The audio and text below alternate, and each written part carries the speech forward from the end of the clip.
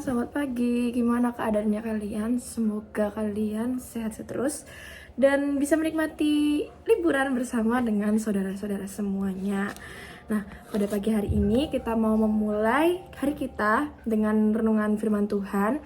Tapi sebelum itu, jangan lupa kita untuk menutup mata kita satukan hati, kita sama-sama mau berdoa. Mari kita bersatu dalam doa.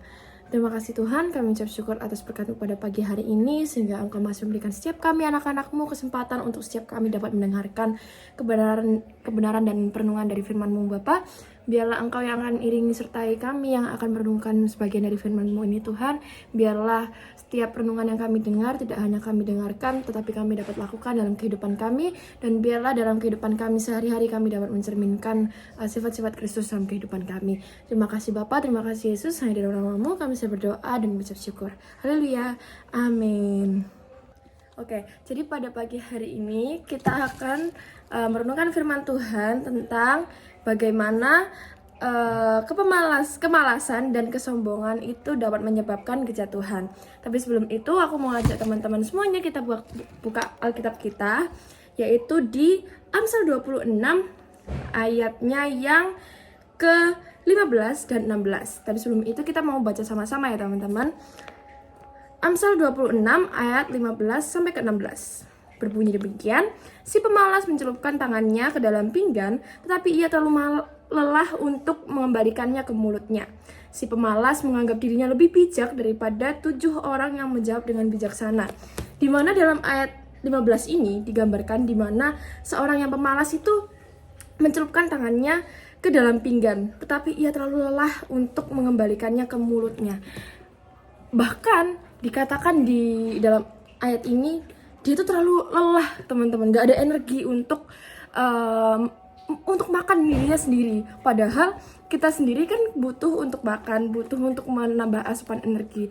Tetapi si pemalas ini malah dikatakan terlalu lelah untuk mengembalikan ke mulutnya. Lalu di ayat 16 si pemalas menganggap dirinya lebih bijak daripada 7 orang yang menjawab dengan bijaksana. Nah, sebagai kita anak-anak Tuhan, kalau kita gambarkan dalam kehidupan kita sehari-hari, malas itu kadang-kala muncul saat ya kita sudah terlalu berada di zona nyaman ya teman-teman. Waktu kita udah terasa, oh ini kayaknya gini aja deh, aku udah kadang tidur, malas aku baca renungan, malas aku baca ayat Alkitab, malas aku komen di aplikasi Alkitab itu besok aja.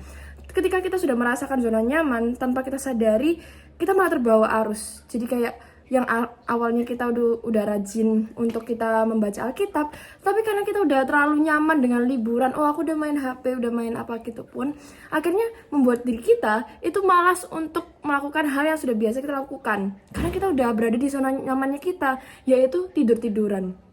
Dan bahkan dikatakan di ayat 15 ini, si pemalas itu mencelupkan tangannya ke dalam pinggan, tetapi ia terlalu lelah untuk mengembalikannya ke mulutnya. Sekebajat itu guys teman-teman, malas itu. Dan malas ini ibarat kata sifat buruknya kita ya. Jadi sebagai anak-anak yang masih sekolah, kita ini, apalagi aku dan teman-teman semuanya, kita kan pasti butuh belajar. Kadang-kala sampai karena kita ada sifat pemalasnya kita lagi berkoar-koar, waktu ujian pun kita sampai memilih untuk tidak belajar saking malasnya. Padahal belajar sebelum ujian itu sebenarnya udah keterlambatannya, karena kita sudah berada di kayak fase aku udah ngerjain tugas yang sebelum-sebelumnya, aman lah, gak apa, gak usah belajar. Padahal belajar itu sepenting itu teman-teman, karena sifat malasnya kita itu menumpuk dalam diri kita, dan akhirnya kita merasa oh udah gak apa-apa, aman, pasti Tuhan bantu. Tapi nyatanya iman tanpa perbuatan itu hakikatnya mati teman-teman. Jadi sebagaimanapun, sepinter apapun kita, sejago apapun kita dalam bidang matematika, fisika, dan lain-lain sebagainya, kalau nggak diimbangi dengan belajar, sama aja kalian nggak bakalan bisa ngerjain ujiannya itu dengan baik dan benar. Apalagi kayak kemarin kita ada di ujian tengah semester dan akhir semester, itu kita menggunakan HP ya teman-teman. Banyak sekali yang aku lihat, ada teman-teman yang menyontek, ada teman-teman yang bisa browsing karena masih pakai HP. Tapi berarti itu menunjukkan bahwa kita tuh malas, teman-teman. Kita nggak mau keluar dari zona nyaman kita itu, yaitu sifat malas kita, nggak mau belajar, sampai akhirnya kita tuh mengandalkan si jahat itu, teman-teman. Kita kayak nggak apa-apa, kita ngentengin, akhirnya keluar dari apa tuh website, nyontek dikit nggak apa-apa. Tapi ada konsekuensi yang harus kita bayarkan. Ada satu teman aku yang kepergok kayak nyontek, akhirnya HP-nya harus ditahan dan dia harus ujian menggunakan HP yang lain. Yang pasti ada dua yang kita rasain. Udah kita ngerasa gagal, ya kita yang ngerasa malu. Itulah akibat dari kita malas, teman-teman. Bahkan dikatakan di ayat 16, si pemalas menganggap dirinya lebih bijak daripada 7 orang yang menjawab dengan bijaksana. Kadang-kala itu orang yang malas itu justru kayak karena dia udah menghalalkan segala cara ya, kayak membenarkan segala cara, akhirnya dia tuh merasa nggak apa-apa, dan merasa dirinya tuh it's okay gitu loh. Padahal aslinya yaitu adalah hal yang buruk ya, teman-teman, mencontek dan lain sebagainya.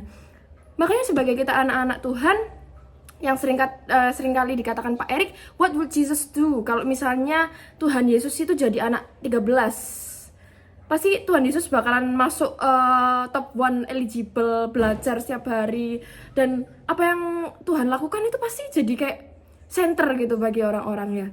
Makanya kita sebagai anak-anak Tuhan, sebagai remaja Kristus, dan kita harus mau contoh Tuhan Yesus. Jadi what would Jesus do? Kita tuh nggak boleh malas, kita harus seperti Tuhan Yesus. Bahkan Tuhan Yesus itu selalu melakukan yang terbaik dalam pelayanannya, dalam misinya di dunia untuk menebus dosa kita. Walaupun banyak rintangan, tetapi Tuhan itu selalu berikan yang terbaik. Jadi buat teman-teman semuanya, kita harus semangat, nggak boleh malas, dan mulai hari ini kita harus menjadi anak-anak Tuhan yang nggak malas lagi. Jadi sebelum kita menutup renungan kita pada pagi hari ini, kita bersatu dalam doa. Terima kasih Tuhan, kami ucap syukur atas renungan pada pagi hari ini. Sebentar lagi kami akan menjalani aktivitas kami masing-masing. Kiranya Engkau yang akan sertai kami dari pagi hari ini sampai malam hari nanti, dan kami akan tidur kembali. Terima kasih Tuhan, hai dan kami berdoa dan ucap syukur. Haleluya, amin. Tuhan Yesus berkati.